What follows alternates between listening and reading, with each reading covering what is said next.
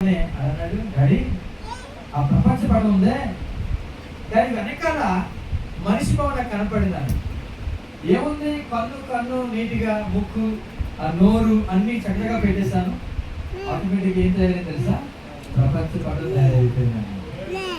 ఈరోజు ఎవరినో మనం మార్చక్కల, ఎవరెవరినో నేను ప్రభావితం చేయాలి అనుకోవద్దు. ముందు మన జీవితాన్ని కట్టుకుంటే, మన జీవితాలను ఏ విధంగా కట్టుకోవాలో ఈరోజు మీతో మాట్లాడతాం.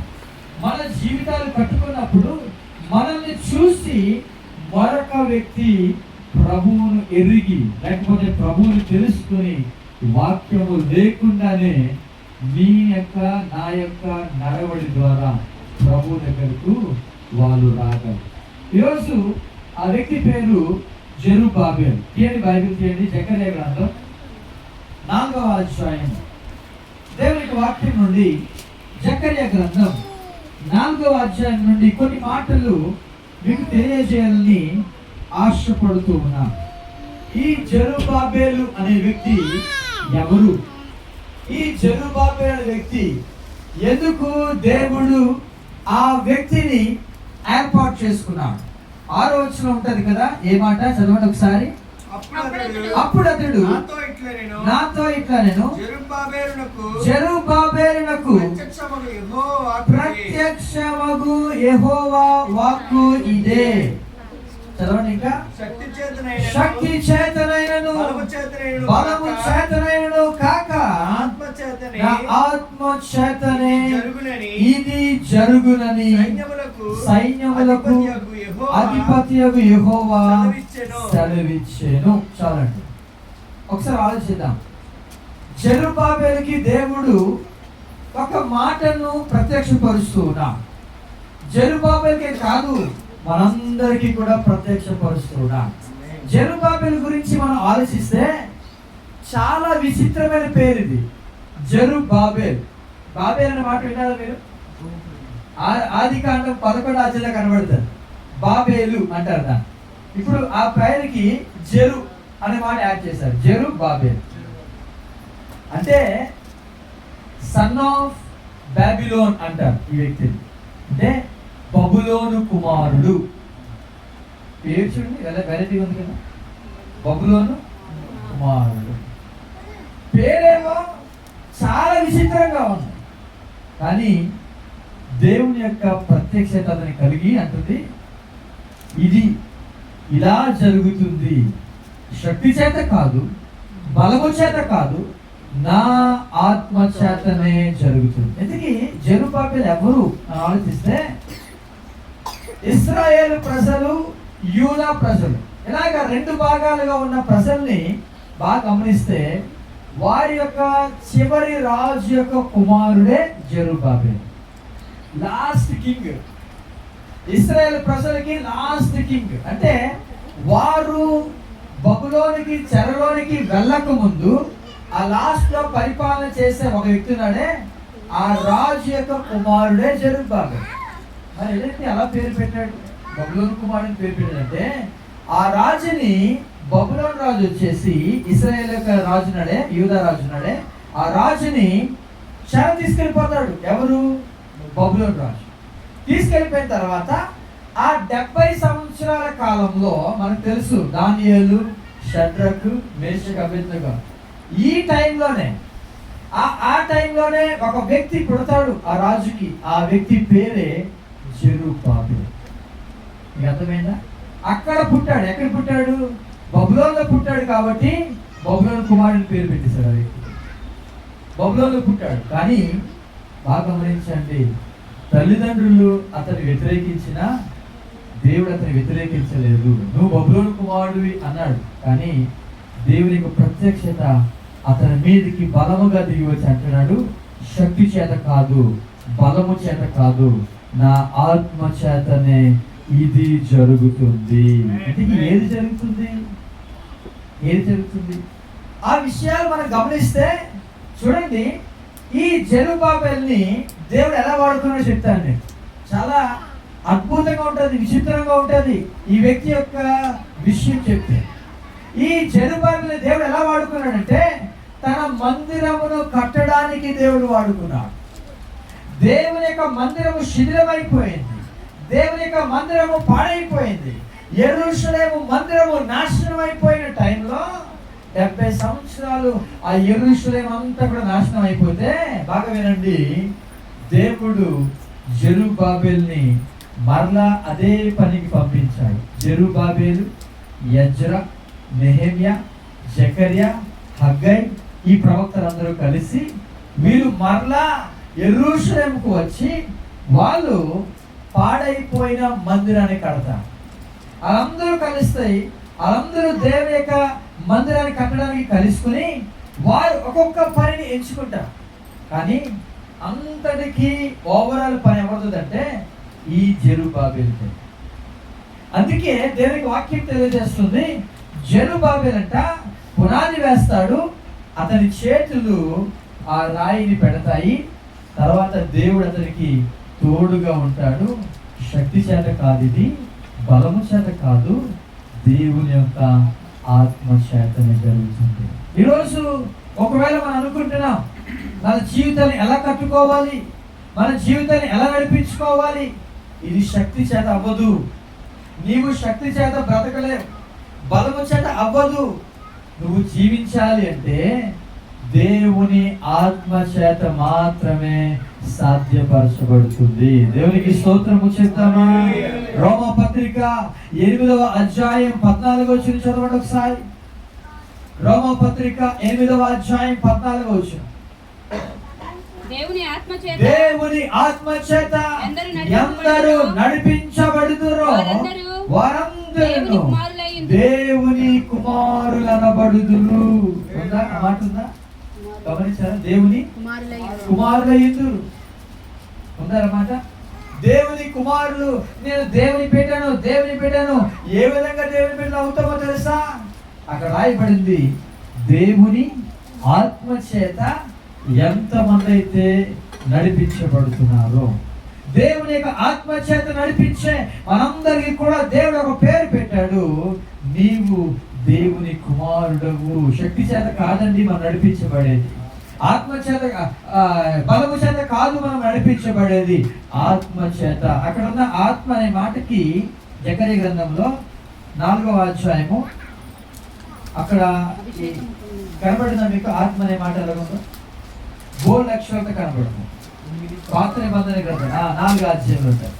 ఆత్మ అనే మాటను పరిశుద్ధాత్ముడు లేకపోతే దేవుని యొక్క ఆత్మగా మనం తీసుకోవాలి. అందుకే అక్కడ రాయబడింది దేవుని ప్రత్యక్షత. ఇదిగో జెరుబ్బాబెలు శక్తి చేత కాదు, బలము చేత కాదు, నా ఆత్మ చేతనే.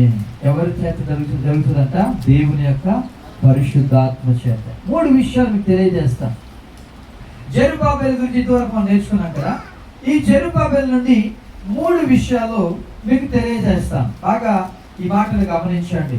మొట్టమొదటిది, మనము మన జీవితాన్ని కట్టుకోవాలంటే, మన జీవితాన్ని దేవుని విధానంలో కట్టుకోవాలంటే ఖచ్చితంగా దేవుని యొక్క మెథడ్ని తెలుగులో ఏమంటారు?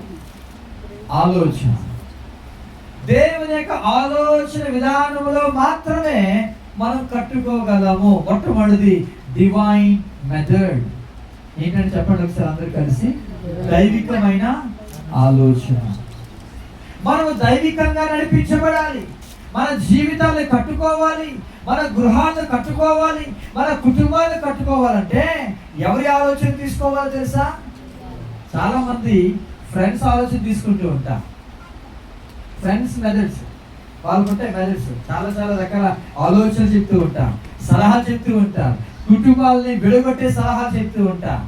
ఈరోజు దేవుని యొక్క వాక్యము తెలియజేస్తుంది ఎవరి ఆలోచన ఉత్తమమో తెలుసా?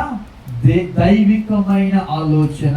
It's a divine method. దేవుని యొక్క ఆలోచన మనం తీసుకోవాలి. ఏ పని పూనుకున్నా బైబిల్ చెప్తూ ఉంది. సామెతల గ్రంథం ప్రొవర్బ్స్ చాప్టర్ 3 verse 5 చదవండి ఒకసారి. 3వ అధ్యాయము 5వ వచనం చదువుకుందాం ఒకసారి. సామెతల గ్రంథము 3వ అధ్యాయము 5వ వచనం చదవండి. సామెతల గ్రంథం, నీవు నీ స్వబుద్ధిని ఆధారము చేసుకొనక నీ పూర్ణ హృదయముతో యెహోవా యందు నమ్మిక ఇచ్చుము. నీ స్వబుద్ధిని ఆధారము చేసుకోవద్దు. ఎందుకో తెలుసా? మన బుద్ధి ఏమంటో తెలుసా? ఈ లోకాన్ని పాటించమంట. మన బుద్ధి ఏమంటో తెలుసా? ఈ లోక మర్యాదను పాటించమంటది. మనకున్న స్వంత బుద్ధి ఏంటంటే తెలుసా? అనేక మంది చుట్టుపక్కల ఉన్న వాళ్ళు ఉన్నారు కదా, వాళ్ళు బాగా ఆరితేరిన వారు కదా, వారి దగ్గరికి వెళ్ళి ఏం తీసుకోవాలంట? సలహాలు, ఆలోచనలు. కానీ దేవుడు అంటాడు అవే వద్దు, దేవుని యొక్క ఆత్మ చేతనే జరగాలి అంటాడు. దేవునికి స్తోత్రము చెప్తామా? అంటే ప్రార్థనా పూర్వకంగా నీవు దేవుని సన్నిధికి వెళ్ళిపోయి, ప్రభువా ఇలా జరిగింది, ఏంటి చేయమంటావు అంటే ఆయన మనకు బయలుపరుస్తాడు. జెరుబ్బాబెలుకు బయలుపరిచినట్టుగా. జెరుబ్బాబెలు అడుగుతున్నాయా, ఏం చేయమంటావు? నీ మందిరమును ఏ విధంగా కట్టాలి మేము? దేవుని యొక్క మందిరం ఏదో తెలుసా? చెప్పండి. మన శరీరమే దేవుని యొక్క మందిరం. కొరింథీయులకు రాసిన మొదటి పత్రిక 3:16 రాయబడిన మాట చదవండి. కొరింథీయులకు రాసిన మొదటి పత్రిక 3:16 వచనం. మొదటి కొరింథీ 3:16. 3:16. మీరు దేవుని ఆలయమై ఉన్నారని, దేవుని ఆత్మ మీలో నివసించుచున్నాడని మీరెరుగరా? ఎవడైనను దేవుని ఆలయమును పాడు చేసిన దేవుడు వారిని పాడు చేయను. ఈ మాట తీసుకుని మనం ఏమంటామంటే హృదయం అనుకుంటాం కదా. అక్కడ శరీరం ఎక్కడ లేదు కాబట్టి ఖచ్చితంగా హృదయం అంటాం. అదే పక్క పేజీ తీయండి, 6వ అధ్యాయము 19వ వచనం 20వ వచనం చదివితే అక్కడ ఇంకా క్లియర్ గా పౌలు రాస్తూ ఉంటాడు, మీ దేహము దేవుని వలన మీకు అనుగ్రహించబడి మీలో ఉన్న పరిశుద్ధాత్మకు ఆలయమై ఉన్నదని మీరెరుగరా? మీరు మీ సొత్తు కారు, విలువ పెట్టి కనబడిన వారు గనుక మీ దేహముతో దేవుని మహిమపరచుడి. నాకేమో మీరు దేవుని ఆలయము అనే మాటకి మీరు అనేసరికి చాలా సార్లు మనం ఏమనుకుంటాం, హృదయమే. శరీరం ఎలాగైనా పర్వాలేదు. శరీరంతో సిగరెట్ తాగొచ్చు, శరీరంతో ఏదైనా చేసుకోవచ్చు, ఆత్మ మాత్రం శుద్ధంగా ఉంటే సరిపోతుంది. మీకు తెలుసా, ఇది ఒక బోధ, కొత్త బోధ వచ్చింది. వాళ్ళు అంటారు నీవు ఏదైనా చేసుకోవచ్చు, ఎలాగైనా పర్వాలేదు, ఎందుకంటే దేవుడు మనం శ్రమించేశాడు, నీ ఆత్మ మాత్రం శుద్ధంగా ఉండే చాలు. చాలా తప్పుడు బోధ అండి. దేవుని వాక్యం క్లియర్ గా మాట్లాడుతుంది, మీ దేహము దేవుని వల్ల మీకు అనుగ్రహించబడింది, అది మీలో ఉన్న పరిశుద్ధాత్మకు ఆలయము. చెప్పండి, ఇప్పుడు పరిశుద్ధాత్మకు ఆలయం ఏంటో తెలుసా? మన శరీరము. అనడం అందరూ కలిసి నా శరీరం అనండి. ఇంకా పరిశుద్ధాత్మకు ఆలయం ఎవరు? నా శరీరం. ఇప్పుడు ఈ శరీరం ఎలా కాపాడుకోవాలి? ఎలా కాపాడుకోవాలి? దేవుని ఆత్మ ద్వారా కాపాడుకోవాలి. శక్తి చేత కాపాడలేం, బలము చేత అవ్వదు. ఈ యొక్క శరీరం అంట దేవుని ఆలయము. ఈ ఆలయాన్ని మనం పాడు చేయడానికి వీలేదు. మరి ఏం చేయాలంటే కట్టుకోవాలి. మీకు అర్థమవుతుందా నా మాటలు? జెరుబ్బాబెలు యెరూషలేము మందిరాన్ని కట్టాడు. ఇప్పుడు మనందరం కూడా టికెట్ వేసుకుని ఇజ్రాయెల్ దేశానికి వెళ్ళి యెరూషలేము మందిరం కట్టక్కర్లేదు. మరి ఏం కట్టగలంటే మన శరీరము అనే ఆలయమును ప్రభువు కొరకే స్థాపించుకోవాలి. గట్టిగా దేవునికి స్తోత్రము చెప్దామా? నీ శరీరం ఎలాగుంది? మన శరీరం ఎలాగుంది? మనం ఎలా కట్టుకుంటున్నాం? గృహాన్ని మనం కట్టుకుంటాం కదా. గృహాన్ని కట్టుకున్నప్పుడు ఎంతగా దాని గురించి బాధ్యత కదా. ఇప్పుడు సాక్ష్యం విన్నాం, గృహాన్ని కట్టుకోవడానికి వారు 3 రోజులు ఉపవాస ప్రార్థన. సిస్టర్ ఎన్ని రోజులు చేస్తారు ఉపవాస ప్రార్థన? 3 రోజులు. ఎందుకని?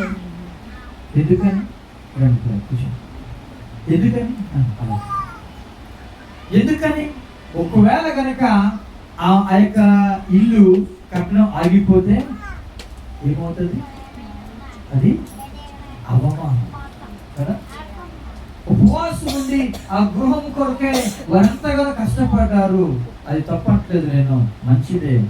మన శరీరంలో కూడా కట్టుకోవాలంటే మనం ఎంతగా ఉపవాసం ఉంటూ ఉన్నాం, మనం ఎంతగా ప్రార్థన చేస్తున్నాం, ఎంతగా దేవుని యొక్క ఆత్మ చేత నడిపించబడుతున్నాం, ఎంతగా దేవుని ఆత్మ మీద ఆధారపడుతున్నాము. మీకు అర్థమవుతుందా నా మాటలు?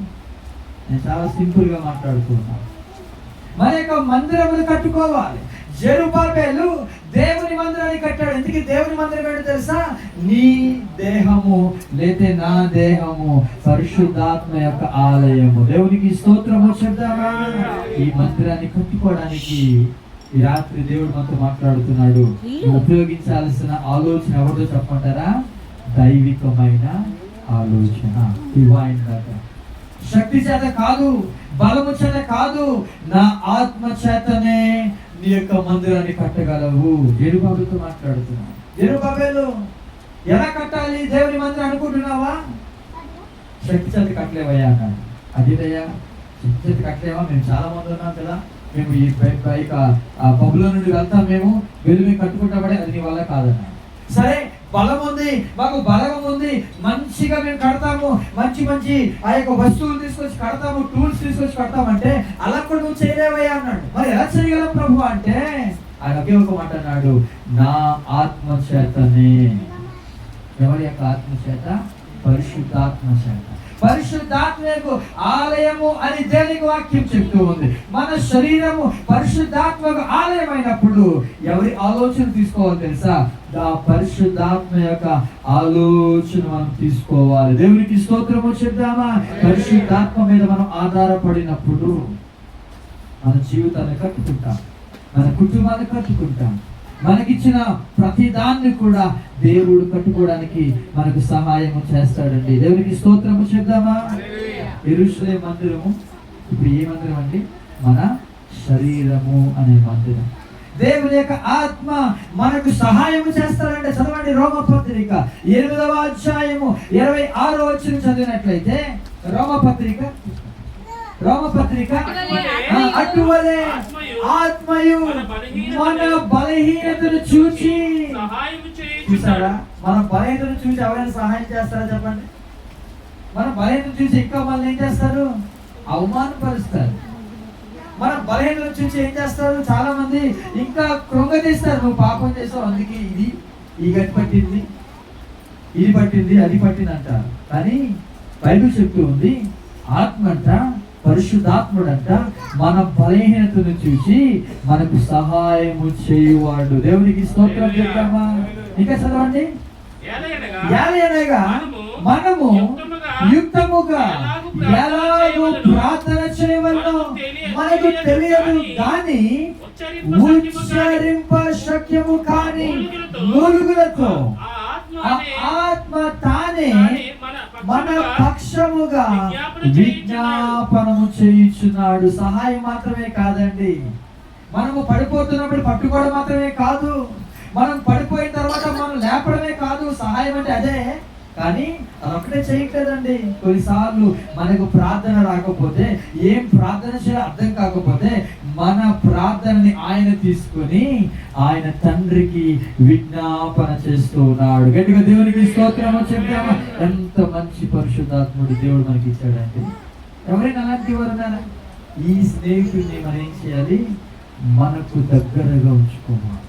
ఈయనను బట్టి మనం ఆలోచన విధానాన్ని ఆయన అడిగి, అయ్యా ఏం చేయమంటావు అని ఆయన అడుగుతున్నప్పుడు ఆయన మన అంటాడు, ఒకే మాట అంటాడు, ఇదిగో శక్తి చేత కాదు, బలము చేత కాదు, నా ఆత్మ చేతనే జరుగుతుంది, నా వల్లే జరుగుతుంది అని దేవుడు ఆ యొక్క జెరుబాబెలుని హెచ్చరిస్తున్నాడు. ఇది మొట్టమొదటి.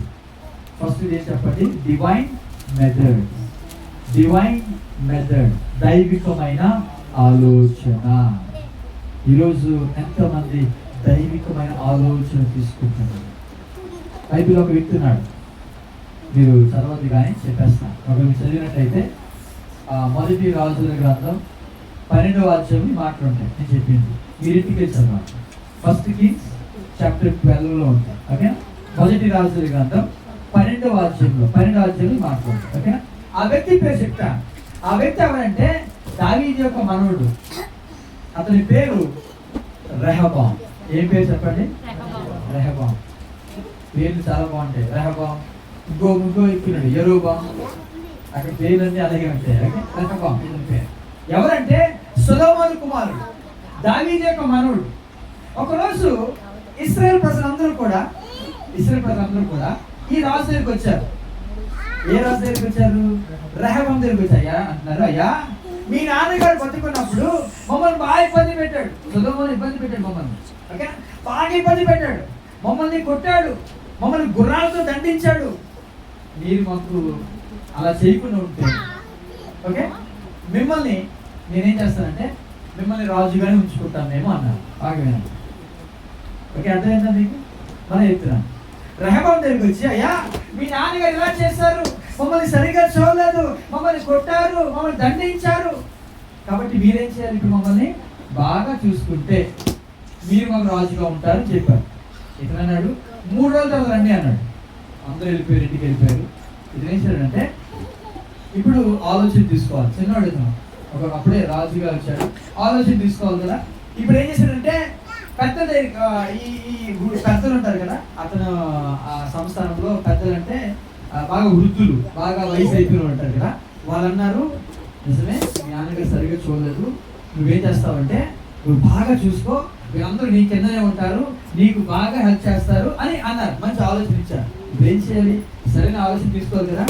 ఇప్పుడు ఏం చేయాలంటే ఫ్రెండ్స్ దగ్గరికి వెళ్ళి తనతో పెరిగిన కొంతమంది యూత్ ఉంటారే ఆ దగ్గరికి వెళ్ళాలి. ఇదిగో కొంతమంది వచ్చి అడిగారు ఏం చేయమంటావు అంటే వాళ్ళు అన్నారు నువ్వు చెప్పు, మా నాన్నగారు ఇలా దండించారు కదా, గుర్రంతో దండించారు, నేనేమో గాడితో దండిస్తాను మిమ్మల్ని, ఇంకా భయంకరంగా కొడతానేమో అని, మా నాన్నగారు చేతితో కొట్టాడేమో, నేను ఇంత కొరడా తీసుకుని మిమ్మల్ని కొడతాను అని చెప్పాను. నిజంగా అదే చేశాడు. వాళ్ళు 3 రోజుల తర్వాత వచ్చారు.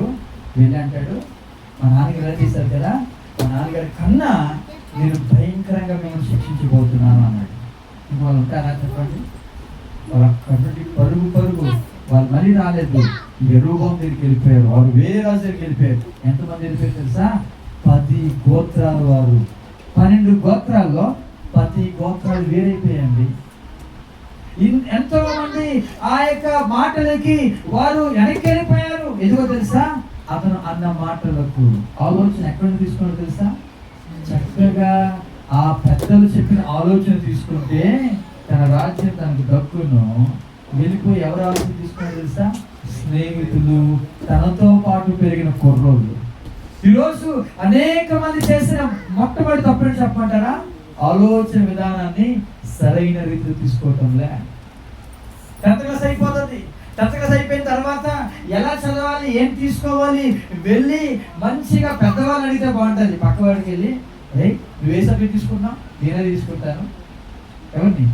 తోటి స్నేహితులు వారిని అడుగుతున్నారు. ఈరోజు ప్రభు మనతో మాట్లాడుతున్నాడు. ఏ విషయంలో కూడా మన స్వబుద్ధిని ఆధారం చేసుకోవద్దు, పరిశుద్ధాత్ముడి మీద మాత్రమే ఆధారపడాలి. ఎందుకో తెలుసా?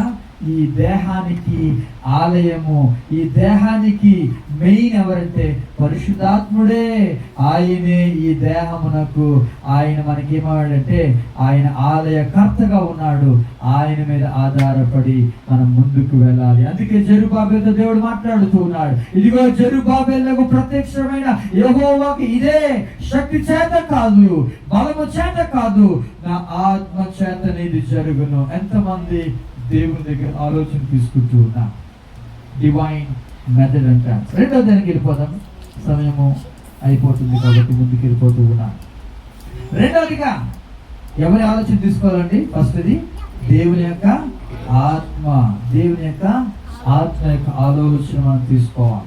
రెండవదిగా 7వ వచనం మనం చదువుకుందాం ఒకసారి. జెకర్యా గ్రంథంలోనే 4వ అధ్యాయము 7వ వచనాన్ని మనం చదువుకుందాం. అంటే గొప్ప పర్వతమా నుండి చదవండి.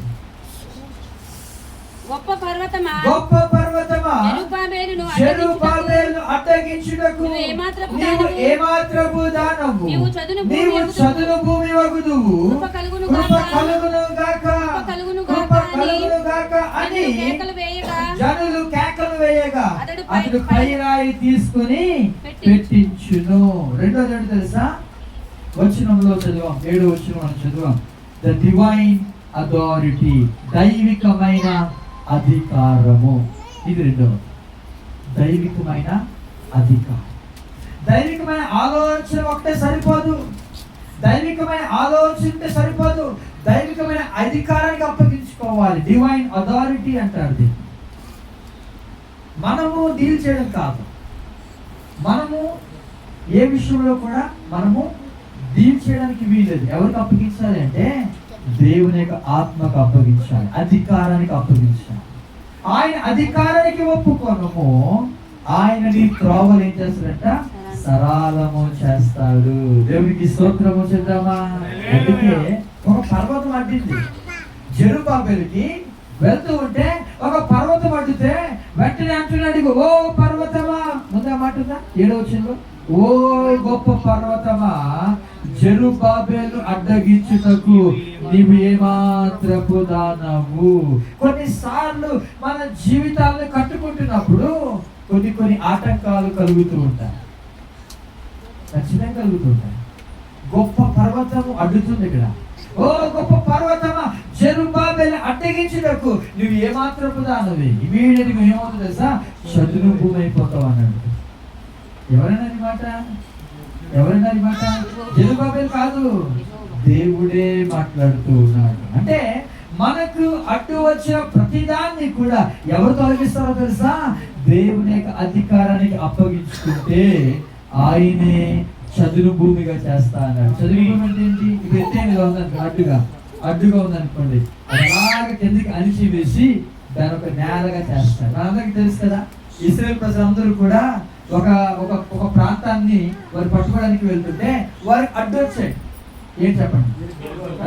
గోడలు, ఎరుకో పట్టణ గోడలు అడ్డు వచ్చాయి. ఏమిటి తెలుసా, చాలా విచిత్రం ఉంటుంది. వచ్చిన చదివితే ఆ ప్రజలంట ఆ గోడలు కూలిపోయినప్పుడు వారు వెళ్ళిపోయారంట. ఒక శిథిలమైపోయిన బిల్డింగ్ ఉంటుంది, అది ఎలా వెళ్ళగలం చెప్పండి? కష్టంగా వెళ్ళగలమా? చాలా సింపుల్గా వెళ్ళిపోవచ్చా? ఎందుకని? గోడల యొక్క అవన్నీ కూడా ఎలా ఉంటాయి, శిథిలాలు ఎలా ఉంటాయి, పడిపోయి ఉంటాయి. అంతే కదా. ఇప్పుడు మీరు కొత్త కడుతున్నారు కదా, వెళ్ళగలరు చక్కగా మెల్లగా వెళ్తారు. ఇది ఎక్కడైనా వేకులు ఉన్నాయేమో, కానీ బైబిల్ చెప్తుంది ఇశ్రాయేలు ప్రజలు పొలం అని చక్కగా ఎక్కిసారంట. ఎందుకు తెలుసా? ఒక భక్తులు అంటారు, ఆ గోడలన్నీ కూడా భూమిలోనికి దిగిపోయినంతగా దేవుడు అద్భుత కార్యాన్ని చేశాడు. దేవునికి స్తోత్రము చెప్తామా. దేవుని అధికారానికి అప్పగించుకున్నప్పుడు ఏ పర్వతమైనా చదును చేయబడుతుంది. ఏ ఎరుకో గోడలైనా ఎలా ఉంటాయంట, భూమిలోనికి. ఆ మాట ఉంది బైబిల్లో. వారంట చక్కగా ఎదుటికి ఎక్కిపోయారని బైబిల్ చెప్తూ ఉంది. యెహోషువ గ్రంథం 7వ అధ్యాయము 20వ వచనంలో ఆ మాట మనకు కనబడుతుంది. వారు అలా అంత స్పీడ్గా వెళ్ళిపోయడానికి గల కారణం ఏంటో తెలుసా? ఆ గోడలు చదును చేయబడ్డాయి. పర్వతాన్ని చదును చేశాడు దేవుడు. అంటున్నాడు, జెరుబ్బాబెలుని అడ్డగించుటకు నీవు ఏమాత్రపు దానవు, నీవు చదును చేయబడతావు. పర్వతము అనగా మనకి ఆటంకాలని చెప్పొచ్చు, అపోజిషన్ అంటే వ్యతిరేకతలు చెప్పొచ్చు. అంతేకాదు కొన్నిసార్లు ఫినాన్షియల్ ప్రాబ్లమ్స్ అంటే ఆర్థికమైన పరిస్థితులు మనకు ఎలా కనబడతాయి, ఎత్తైన పర్వతాల్లో కనబడతాయి. అలాంటి పర్వతాలని దేవుడు అంటున్నాడు, ఇదిగో నీవు చదును చేయబడతావు. ఈరోజు ఈ మాటలు వింటున్న మనము ఏదైనా పర్వతము మనకు అడ్డుగా ఉందా? ఏసీ అంటాడు, ఎవడైనా ఈ కొండను చూచి నీ ఎత్తబడి సముద్రములో పడవేయబడదు గాక అంటే అది మీ మాటకు లోబడుతుంది. కానీ సందేహించకుండా విశ్వాసంతో అన్నారు. విశ్వాసం ఎందుకు అంటే ఆ విశ్వాసాన్ని మనం ఒక అధికారానికి అప్పగించుకున్నాం. ఎవరికి అధికారం తెలుసా? ఆ విశ్వాసానికి అధికారం ఎవరండి? ఆయనే. అందుకే ఆయన ఒక పేరుంది, విశ్వాసమును కర్త, విశ్వాసమును కొనసాగించేవాడు. అంతేకాదు మరొక పేరు చెప్తాను, విశ్వాసాన్ని ముగించువాడునైనా యేసుక్రీస్తు వారు. దేవునికి స్తోత్రము చెప్తాను. మనకి తెలుగులో విశ్వాసమును కర్త అని ఉంటుంది, విశ్వాసమును కొనసాగించేవాడు ఉంటుంది, అంతే ముగించేవాడు ఉంటుంది. కానీ ఇంగ్లీష్ బైబిల్ ఉంటుంది the author and finisher of our faith. అంటే విశ్వాసాన్ని కర్త ఆయనే, విశ్వాసాన్ని ముగించేవాడు కూడా ఆయనే. విశ్వాసములకు అధికారం ఎవరంటే మన ప్రభువైన యేసుక్రీస్తు. ఎవరైతే ఆయనకు అప్పగించుకుంటారో, మన ప్రతి సమస్యను ఆయన పాదాల కింద ఎవరైతే తీసుకెళ్తారో ఆయన ఏం చేస్తారో తెలుసా? చదును భూమిగా ఆయన చేస్తానని వాగ్దానం ఇచ్చాడండి. ఎలాంటి భూమి చెప్పండి? చదును భూమిగా. జెరుబ్బాబెలు చెప్పాడా, బాబు జెరుబ్బాబెల్ ఈ పర్వతం ఎక్కేసి అన్నాడా? ఎక్కమల్లే. జెరుబ్బాబెలు చెప్పలేదు ఇదిగో ఈ పర్వతాలు ఎక్కువ అనలేదు, కానీ ఏమన్నాడు, అలాగే నడు, ఆ పర్వతాన్ని ఎందుకు ఏం చేస్తాను, నేను చదును భూమిగా చేస్తాను. అంటే దేవుడు ఇక్కడ జెరుబ్బాబెలు యొక్క బలం గురించి మాట్లాడటంలా. జెరుబ్బాబెలు ఈ పర్వతం ఎక్కలేవా అనలేదు అక్కడ. జెరుబ్బాబెలు నీ కాలు సరిపోవా, నీ కాలు ఎక్కలేవా ఈ పర్వతాన్ని అనలేదు. దేవుడికి కావాల్సింది తెలుసా, దేవుని బలాన్ని మనకు చూపిస్తున్నాడు అంతే. మన బలం గురించి ఆయన ప్రశ్న అడగటం లేదు. అంటే ఆయన ఎంత బలమైన వాడో మనకు చూపిస్తున్నాడు. ఆయన మీద ఆధారపడిన వారికి దేవుడు ఎంత బలవంతుడు. అది ఒక పేరు ఉంది ఆయనకు, బలవంతుడైన దేవుడు. ఎందుకు మనం సందేహిస్తున్నాం ఆయన? మనం ప్రతి చిన్న విషయంలో కూడా ఆయన్ని సందేహించొద్దు. మన బలాన్ని కాదు మనం చూడాల్సింది. ఎవరి బలం తెలుసు చూడాలి, ప్రభు యొక్క బలాన్ని మనం చూడాలి. అందుకే ఇక్కడ దేవుడు జెరుబ్బాబెల్ని ఆ యొక్క పర్వతం ఎక్కమనలేదు, ఆ పర్వతము ఎక్కడానికి నీ బలం ఉపయోగించమనలేదు. ఆ పర్వతం నేనే చదువు చేస్తాను, ఎందుకంటే నా బలం ముందు ఏ పర్వతము కూడా అది నిలిచి ఉండదు. గట్టిగా దేవునికి స్తోత్రము చేద్దామా? హల్లెలూయా. ఈరోజు ఈ మాటలు వింటున్న నీవు కొన్నిసార్లు నీ జీవితాన్ని చక్కగా కట్టుకుంటాం. చాలా మంది రివ్యూస్ అంటారు, అన్నా ప్రార్థన చేయండి, నేను బాగా దేవుళ్ళు ఎదగాలి. చాలా మంచి ఆలోచన. ఎదగకుండా చేసే పర్వతాలని దేవుడు చదువు చేయడానికి ఇష్టపడుతూ ఉన్నాడు. మన జీవితంలో ఏ పర్వతాలైతే మనల్ని అడ్డగిస్తున్నాయో ఆయన అంటున్నాడు, ఓ గొప్ప పర్వతమా, జెరుబ్బాబెలును అడ్డగించుటకు నువ్వు ఏమాత్రపు దానవు, నీవు చదును భూమివి అగుదు. మూడోది కూడా నేను చెప్పి నేను ముగిస్తాను. ద డివైన్ మెథడ్ అంటే దైవికమైన ఆలోచన తీసుకోవాలి. రెండోదిగా డివైన్ అథారిటీ అనగా దైవికమైన అధికారాన్ని అప్పగించుకోవాలి. మూడవదిగా ద డివైన్ అష్యూరెన్స్ అనగా ఆర్ ప్రామిస్, దైవికమైన వాగ్దానాన్ని చేత పట్టుకోవాలి. ఏం పట్టుకోవాలి చెప్పండి? దైవికమైన వాగ్దానం. 10వ వచనం చూద్దాం ఒకసారి. 10వ వచనం, కార్యములు అల్పములైన కాలమును తృణీకరించిన వాడెవడు. కొన్నిసార్లు కార్యములు అల్పముగా కనబడుతూ ఉంటాయి. ఎలా కనబడతాయి చెప్పండి? అల్పముగా కనబడుతూ ఉంటాయి. అల్పం అంటే ఏంటి? తక్కువగా చిన్నగా కనబడుతుంటాయి. ఇంతేనా అన్నది కనబడుతుంది. కానీ బైబిల్ చెప్తుంది, కార్యములు అల్పములైన కాలమును తృణీకరించువాడెవడు. ఒక మాట రాయబడింది, లోకమంతటను సంచారము చేయు యెహోవా యొక్క 7 నేత్రములు జెరుబ్బాబెలు చేతిలో గుండు నూలుండుట చూచి సంతోషించును. దేవుడు సంతోషిస్తున్నాడు. దేన్ని చూసి? గుండు నూలు. ఉందా మాట? ఉందా? గుండు నూలు అని చెప్తాను. గుండు నూలు అంటారు దా, గుండు నూలు. బాగా వినండి. మూడో పాయింట్ డివైన్ అష్యూరెన్స్ అంటే దైవికమైన వాగ్దానం. ఏం పట్టుకోవాలి మనము? గుండు నూలు అంటారు దా, వాగ్దానం, దైవికమైన వాగ్దానం. ఇంకా చెప్పాలంటే స్టాండర్డ్స్, దేవుని యొక్క స్టాండర్డ్స్. చూడండి అక్కడ రాయబడిన మాట, జెరుబ్బాబెలు యొక్క చేతిలో ఒకటి ఉందంట. దాన్ని చూసి దేవుడు సంతోషిస్తున్నాడు. మందిరాన్ని పూర్తిగా కట్టేశాడు అని సంతోషించట్లేదు దేవుడు, లేదా మందిరాన్ని స్టార్ట్ చేశాడు అని సంతోషించట్లేదు. కానీ మందిరమును కట్టడానికి తన చేతిలో ఒకటి ఉంది. ఏంటో తెలుసా? గుండు నూలు అంట.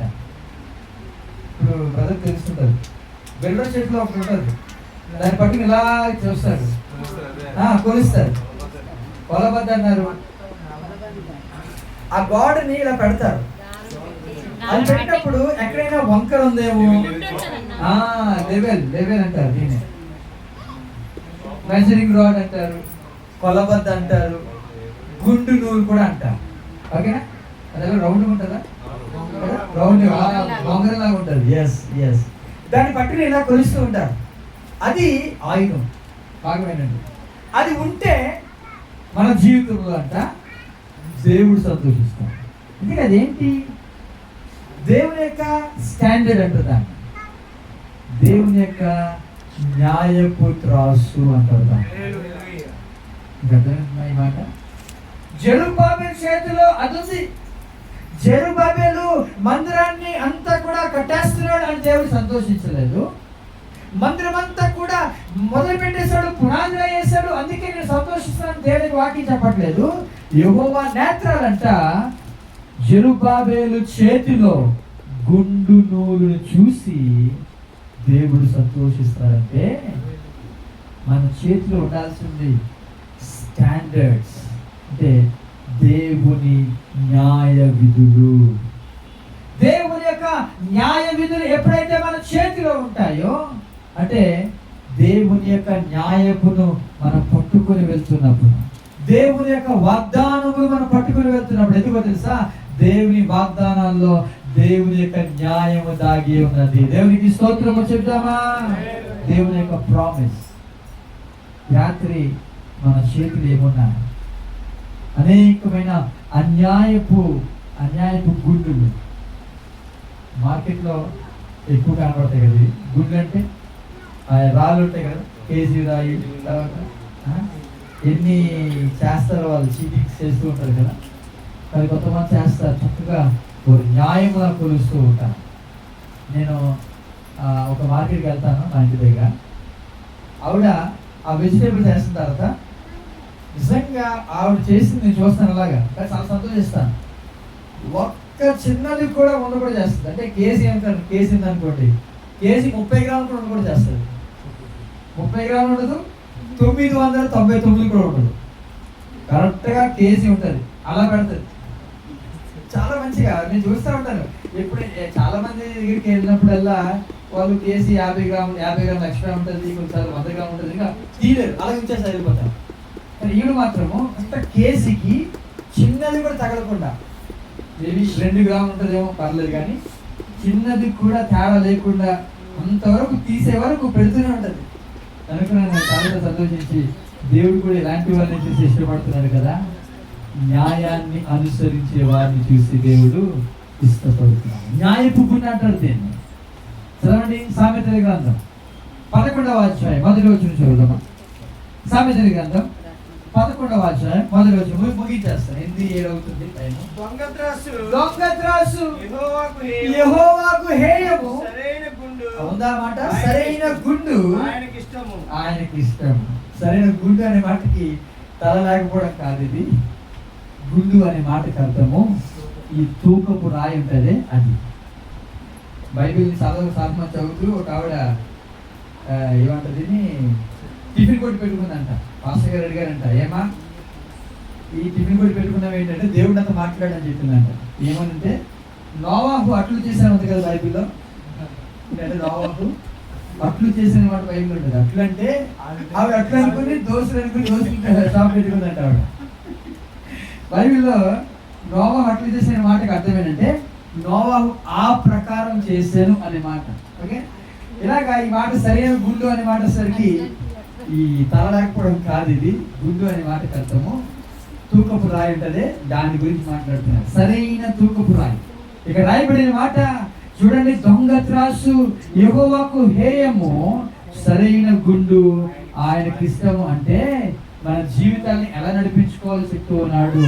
అన్యాయంతో కాదు, న్యాయముతో నడిపించుకోవాలంటే దేవుని యొక్క వాగ్దానాలు చేత పట్టుకొని, అయ్యా నీ వాగ్దానంతో మాట్లాడుతుంది కదా, ఆయన యొక్క వాగ్దానములో, ఆయన యొక్క న్యాయ విధుల్లో ఆయన యొక్క జీవము ప్రవహిస్తూ ఉంది. ఆ జీవాన్ని మనము తీసుకున్నప్పుడు జెరుబ్బాబెలు అంటాడు దేవుడు, ఇదిగో జెరుబ్బాబెలు నేను చూసి నాకు చాలా సంతోషం వేస్తున్నాను. ఏంటి ప్రభా, ఎందుకు అంటే నీ దగ్గర నీ చేతిలో ఒకటి ఉంది అన్నాడు. ఏంటయ్యా అంటే ఆ గుండు నూలు ఉంది. ఏంటంట, గుండు నూలు ఉంది అన్నాడు. ఆ గుండు నూలు చూసి నేను సంతోషిస్తూ ఉన్నాను. ఈరోజు అనేక మంది చేతులు అది లేదు, ఇష్టానుసారంగా జీవిస్తున్నా. ఎలా జీవిస్తున్నా చెప్పండి, ఇష్టానుసారం, ఎవరికి ఇష్టం వచ్చినట్టుగా వాళ్ళు బతుకుతూ ఉన్నారు. అందుకే దేవుని కార్యాలు చూడలేదు. మనం ఎవరికి ఇష్టం వచ్చిన నడపాలి, మనము దేవునికి ఇష్టమైనట్టుగా. ఆయనకి ఇష్టమైనది ఏంటో తెలుసా, సరైన గుండు ఆయనకి ఇష్టము. దేవునికి స్తోత్రము చెప్దామా? సరైన రీతిలో మనం నడుస్తున్నామా? సరైన రీతిలో మన చేతులు, మన కాళ్ళు, మన యొక్క చూపు సరైన రీతిలో ఉన్నదా? ఒకవేళ లేకపోతే పరిశుద్ధాత్ముడు అడుగుతున్నాడు ఇలా, మన చేతిలో ఏముంది? జెరుబ్బాబెలు యొక్క చేతిలో సరైన ఆ యొక్క గుండు నూలుంది. దాన్ని పట్టుకుని అతను చెక్ చేస్తున్నాడు. ఎక్కడైనా బీటలు వచ్చాయేమో, ఎక్కడైనా వంకర ఉందేమో, ఎక్కడైనా గోడ సరిగ్గా లేదేమో అన్ని చెక్ చేస్తున్నాడు. ఈరోజు మనం చెక్ చేసుకుంటున్నామా? ఎక్కడైనా నా యొక్క ప్రార్థన సరిగ్గా లేదా? ఎక్కడైనా నేను సరిగ్గా దేవునితో మాట్లాడలేదా? దేవుణ్ణి మనం చెక్ చేసుకున్నప్పుడు, నేను నా భార్య అగనంపూడిలో ఉన్నప్పుడు ఒక రోజు కూడా ఈ టైం ఉండేది. ఒక టైంలో మేము పెట్టుకున్నాం ప్రార్థన చేయడానికి. అయితే కొన్ని కారణాల వల్ల ఆ టైంలో మేము కూర్చోట్లేదు. ప్రార్థన చేస్తున్నాం కానీ ఆ టైంలో ఉండట్లేదు. ఈరోజు మళ్ళీ ప్రభు మాతో మాట్లాడాడు. ఏమంటే సరైన రీతి ఆ యొక్క సమయాన్ని జ్ఞాపకం చేశాడు ప్రభు. ఆ టైంలో మీరు కూర్చున్నారా ఇద్దరు కలిసి, ఆ సమయం ఏది అన్నప్పుడు మళ్ళా నేను మా మిస్సెస్ నా మిస్సెస్ నాతో ఇద్దరు కలిసి మాట్లాడుకుని మళ్ళా అదే టైంలో కూర్చుందాం, ప్రార్థన చేద్దాం, దేవుని యొక్క కార్యాలు మనము ఎందుకు చూడలేము అని మేము ఒకరినొకరు ఎంకరేజ్ చేసుకొని మరలా ప్రభుతో సమాధానపడి ఆ సమయాన్ని దేవునికి మరలా అప్పగిస్తూ ఉన్నాం. గట్టిగా దేవునికి స్తోత్రము చెప్తాము. మన చేతిలో అటువంటి సరైనది ఉండాలి. కళ్ళు ఉంచుదామా? కళ్ళు మూసుకున్నామా? ప్రార్థన చేసుకుందాం. దేవుడు అద్భుతాలు చేయడానికి సిద్ధంగా ఉన్నాడు. మన జీవితాన్ని మనం కట్టుకోవడానికి మనం ఎలా ఉన్నాం? మన జీవితాన్ని ఎలా కట్టుకుంటూ ఉన్నాం? ఈరోజు ప్రభు మనతో మాట్లాడుతూ ఉన్నాం.